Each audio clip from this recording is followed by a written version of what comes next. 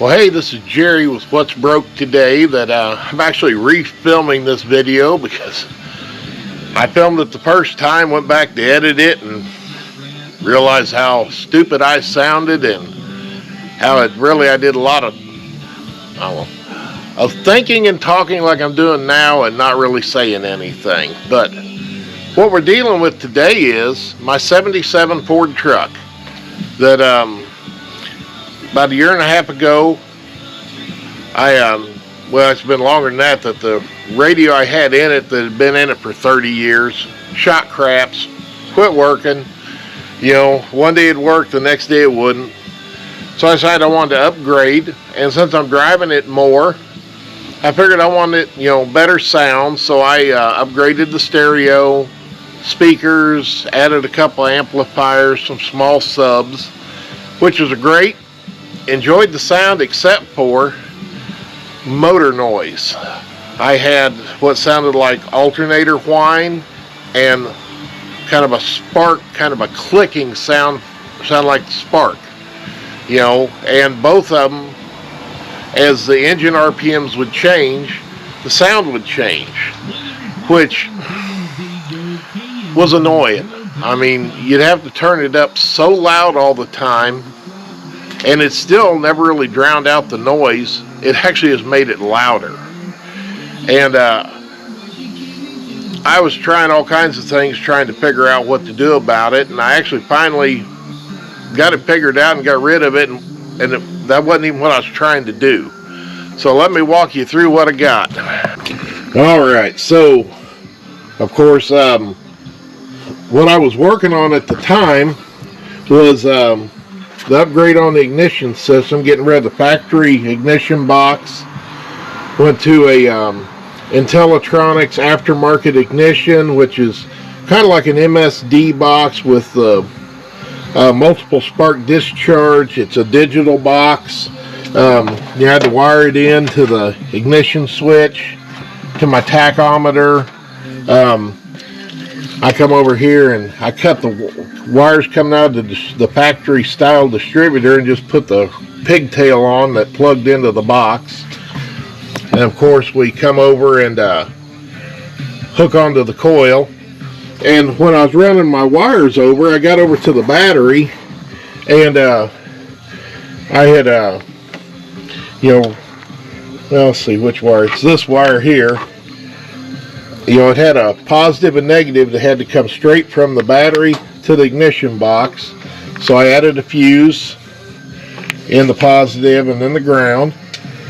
And another thing I'd done is I'd upgraded with doing all the stereo stuff and all the things I got planned for the truck. I'd upgraded from the stock 70 amp alternator and put a street rod single wire alternator on it of 140 amps, and actually doing that increased the what sounded like alternator whine. And when this alternator does kick in and charge, I mean, it whines in the initial startup charging, but it don't last very long. And while I was swapping that out, that's how I got rid of part of my noise. The factory wires that went down to the original alternator, which I got stuffed in there out of the way, we're running right down here by this #1 spark plug wire, and just moving that away. And then of course I need to move that over a little, but just simple getting rid of that wire and getting it away from that spark plug wire took care of a little bit of noise.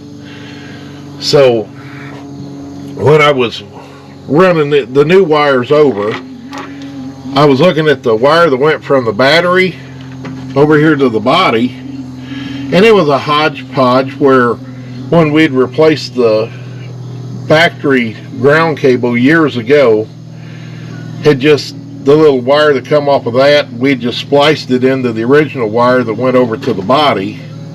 And I decided, well, it didn't look very good, so I made a new one. And I also thought, well, while I'm doing that, I might as well go from the body around. And I went down here and I ran down and drilled a hole and cleaned off the rust and run another wire down to the frame, which I figured, it wouldn't hurt, because they'll say if I want to hook something up later and I want to bolt to the frame, like the ground for my fuel pump, I'll have a good ground in the frame. And of course I got that all done, and okay, then here in the truck, actually probably not the greatest of fabricators, but I built me a console that I put some switches in it, and I've added a clock, water temperature, and oil pressure gauge. I got my stereo, which just flip one toggle switch and turns on the stereo. I got a switch that takes care of my driving lights. Even got light up cup holders. So, but with it on and the truck off and the volumes all the way down, you always have a little bit of, I don't know, a hum sound. But as soon as you turn the volume up a little, I mean, you can't even hear that. And I'm actually going to adjust on the amps, and I think I can turn down the gain on it and get rid of some of that. And then, so I got the stereo. I got an amp inside the console. I've added speakers to the side of the console, which I got tweeters and 5 1/4. I put the same speakers on the doors and got the tweeters laying up here on the dash that I was wanting them to stick up here, but I haven't found. I probably had to get some 3M adhesive tape, because the stuff that come with them, on a warm day they fall off. And then in the back, I've got 6x9s on either side that I made custom boxes and then carpeted them. And I got my second amp, it's down here in the hole, and then a pair of subs underneath here. They're just 8-inch subs. They're not nothing massive, just enough to give you a little bit of a feel. And of course, around all my wires, kind of under the seat, but nobody ever sits back there, so it doesn't matter. Well, yeah, so I got all done with the doing all that wiring out there, and I was going to move the truck, so I fired it up. Of course, alternator kicks in, and you can hear it outside. And while I was sitting in there, I went and turned the radio on and was letting it warm up a little, and I noticed, hey, that noise is probably 99% gone. That I actually sit in the truck with it running, and the exhaust is louder than the noise from the stereo. So I was thinking, that was a good bonus, that I was glad to not have that noise anymore. That it was quite, I don't know, it felt really good, because as much as time that I'd spent trying to chase it down, I was unsuccessful. And of course, the other little gadget I added, I don't have to reach over. Well, here I got. Well, I don't have the key on, but my power door lock switch. So when the truck's on, I can click and unlock the passenger door, and I don't have to reach over and do it. And then, of course, I got my tack in here. So I guess just to sum it up in closing, you got an older vehicle, or maybe even a newer one, and you upgrade the stereo system, because I've got the radio is, I think it's call it Konify, Konifi. It was like $50 on eBay. It's touchscreen.